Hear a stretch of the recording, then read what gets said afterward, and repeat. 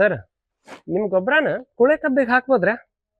ಮೆಣಸಿನ ಗಿಡ ಹಚ್ಚೇವ್ರಿ, ಮೆಣಸಿನ ಗಿಡಕ್ಕೂ ನಡಿತೈತ್ರ ನಿಮ್ ಗೊಬ್ಬರ. ಬಾಳಿ ತೋಟ ಐತ್ರಿ, ಅದಕ್ಕೆ ಹಾಕೋಬೋದನ್ರಿ ಬಾಳಿಗೆ ನಿಮ್ ಗೊಬ್ಬರ?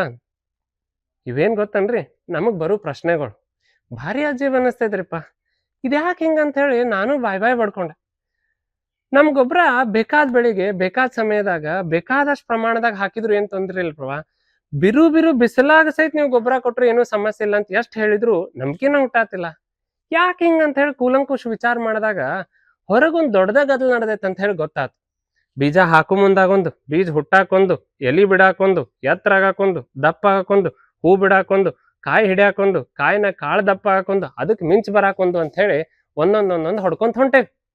ಇದು ಯಾಕೆ ಹಿಂಗೈತೆ ಅನ್ನೋ ವಿಶ್ಲೇಷಣೆ ನಿಮ್ಗ ಬಿಡ್ತೇನೆ. ಅದ್ರ ಜೊತೆಗೆ 4 ಹುಳ ನನ್ನ ಕಡೆಯಿಂದ ಫ್ರೀ ಕೊಡ್ತೇನೆ. ಒಂದೇದು, ಈ ತಿಪ್ಪಿ ಗೊಬ್ಬರ ಅಂದ್ರೆ ಸಗಣಿ ಗೊಬ್ಬರ ಬೆಳಿಗ್ ತಕ್ಕಂಗ ಬೇರೆ ಬೇರೆ ಐತನ್ರಿ. ನಮ್ಮೂರನ್ ಬಿಸಿಲು ನಿಮ್ಮೂರನ್ ಬಿಸಿಲು ಬೆಳಿಗ್ ತಕ್ಕಂಗ ಬೇರೆ ಬೇರೆ ಐತಾ? ಅಡಿಕೆ ನೀರು, ಬಾಳಿ ನೀರು, ಕಬ್ಬಿನ ನೀರು ಅಂತ ಹೇಳಿ ಮಳಿ ನೀರೇನಾರ ಬೇರೆ ಬೇರೆ ಬರಾಕತ್ತೈತನ್ರಿ? ಅದೆಲ್ಲ ಬ್ಯಾಡ್ ಬಿಡ್ರಿ.